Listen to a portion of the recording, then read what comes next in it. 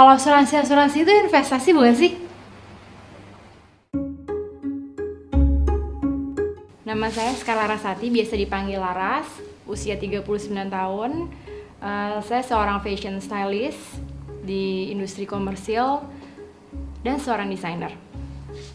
Oke, jadi tuh dulu saya tuh lulus kuliah tuh tahun 2005.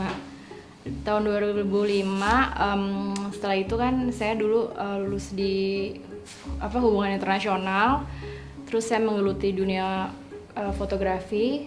Nah di situ tuh saya baru kenal namanya dunia industri komersil gitu. Dan emang dari dulu tuh pas zaman kuliah terus sekolah pun juga tertarik dengan dunia fashion. Akhirnya dari situ saya coba belajar otodidak untuk mengenal fashion pelan-pelan ya, perlahan gitu. Akhirnya ya udah saya jadiin sebagai pekerjaan utama. Akhirnya setelah sekian 18 tahun saya berkarir, dari single sampai akhirnya sekarang punya anak kembar, fasenya tuh udah dulu tuh kayak waktu tuh antara pekerjaan sama kehidupan pribadi tuh maksudnya masih belum terlalu balance gitu. Tapi setelah saya punya keluarga kecil, terus udah mulai kembali aktivitas lagi sebagai seorang stylist, mencoba untuk menselaraskan untuk seimbangin antara dunia pekerjaan sama dunia keluarga gitu sih. Sejauh ini sih berusaha untuk mengimbangi. Perjalanannya tuh panjang banget, soalnya tuh awal-awal tuh kan emang abis lulus kuliah tuh karena dulu ambil FISIP, jadi banyak teman-teman tuh yang berusaha untuk kayak coba masuk ke departemen luar negeri apa gitu-gitu. Cuman dari aku sendiri tuh aku nggak pengen kayak masuk ke dunia itu gitu. Dan emang dunia fotografi, ikut kelas pagi punyanya Anton Ismail itu benar-benar ngebantu ngebuka peluang saya untuk tahu banget industri kreatif itu seperti apa gitu. Dari situ saya belajar, yang masuknya jam 6 subuh, ketemu teman-teman baru. Terus dulu kan tuh belum ada namanya baru lulus kuliah kan, jadi belum ada dana untuk kayak photoshoot, bikin karya, coba styling. Jadi bener-bener dulu tuh bikin baju-baju gitu dari trashion, jadi trash fashion gitu, yang baju-baju dari koran terus ditata apa segala rupa, terus kita bikin bikin dress, terus kita foto pakai model temen sendiri. Jadi tuh kayak usahanya tuh bener-bener ngerasain gimana susahnya perjuangannya untuk jadi seorang stylist gitu.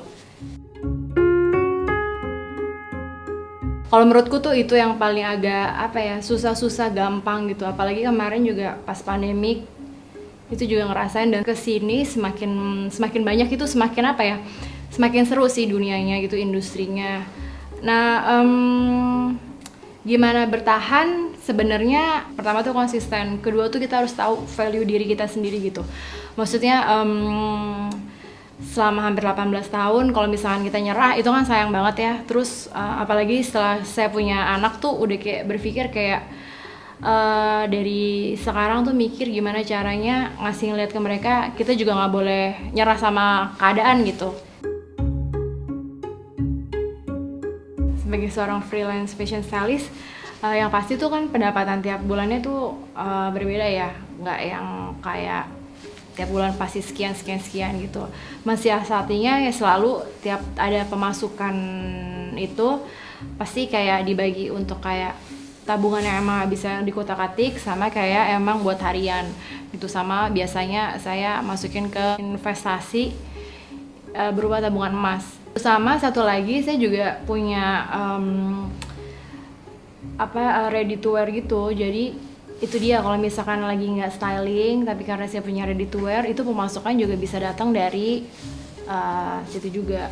Sekarang yang pasti semenjak udah punya keluarga, udah punya anak 2, otomatis harus bisa milih-milih pekerjaan. Milih itu bukan berarti kayak kerjaan ini nggak bagus, kerjaan ini enggak sih, lebih kayak gimana ngebalancein, gimana kalau misalkan ambil kerjaan tuh kayak di rumah anak ada yang bisa bantu jaga, tapi keluar rumah untuk ambil kerjaan juga tetap bisa profesional sebagai seorang fashion stylist, nggak kepikiran di rumah gitu yang kayak anak udah sekolah, anak udah makan belum apa segala rupa. Jadi itu sih tantangannya tuh berbeda. Tapi satu sisi ya kalau misalkan keluar rumah kerja, menurut saya tuh kayak me time aja, nggak kayak yang kayak aduh terpaksa nih gue kerja. Emang karena pekerjaan yang saya tekuni itu pekerjaan yang emang pakai hati gitu, yang kayak hobi aja, jadi dengan senang hati aja ngejalaninnya.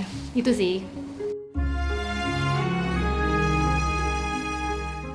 Di luar pekerjaan, sebenarnya hobi saya sebelum saya punya anak-anak gitu, sebenarnya hobi saya traveling gitu.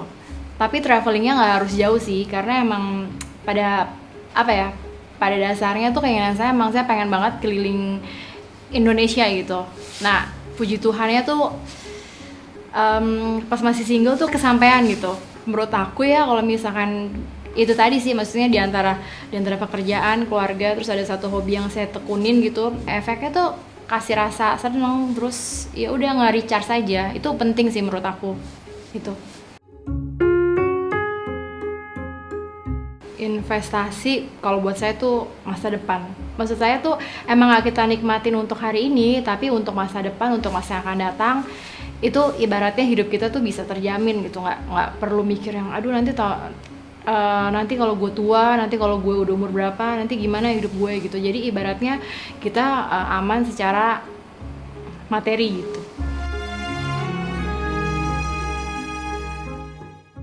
Uang menurut saya itu bisa bikin kita aman, bisa bikin kita melakukan sesuatu yang kita mau, dalam arti kata baik ya, bisa bikin nyenengin keluarga atau teman-teman sekitar, lingkungan sekitar, atau diri kita juga. Itu sih, maksudnya uang tuh bisa buat banyak hal. Konsumtif iya. Kadang tuh kan barang-barang ya, sebagai seorang fashion stylist tuh makanya workshopnya tuh udah penuh banget dengan barang gitu. Nah itu tadi, kadang kalau misalkan udah kayak mau akhir tahun ada garage sale, itu pasti saya ikut gitu. Kenapa? Karena barang-barang ini setelah saya sortir, ada yang bisa saya kasih ke panti asuhan, ada yang saya masih bisa jual, terus itu dia uang yang ada itu kayak balik modal, saya bisa tabungin gitu. Akhirnya jadi udah berbentuk uang, bisa saya tabungin, terus bisa dipakai buat yang lain. Itu sih. Kadang kalau misalkan saya beli barang yang emang sebenarnya project ini nggak kepake, tapi saya mikir ini kayak project selanjutnya masih bisa kepake, jadi itu tadi mendingan saya beli ini yang udah pasti akan kepake. Dan itu sebagai seorang saya itu pasti apa ya, termasuk investasi sih, berbentuk barang, berbentuk wardrobe gitu. Pasti tuh saya selalu apapun tuh bikin pembukuan sih, mau hari-hari tuh pasti bikin pembukuan gitu, mau beli apa, atau kalau misalkan sesimpel kalau misalkan di dua peranan saya nih, maksudnya sebagai ibu, itu pasti saya juga punya pembukuan. Kalaupun saya sebagai seorang stylist, tiap project tuh saya juga punya pembukuan, jadi saya tahu gitu maksudnya apa aja yang saya keluarkan, terus untuk pemasukannya berapa, pengeluaran berapa, segala rupa tuh tercatat. Jadi kita juga tahu gitu, kayak kita mesti nyimpan berapa nih, mesti ngeluarin uang berapa gitu. Itu sih sejauh ini sih yang saya selalu lakukan dari dulu tuh itu. Dan itu tuh selalu, maksudnya dari ibu saya yang selalu ngajarin kayak gitu. Role model dalam mengelola uang tuh ibu saya. Karena dari dulu, karena emang ibu saya seorang single parents gitu, dan emang dari dulu emang selalu kerja di salah satu perusahaan airlines.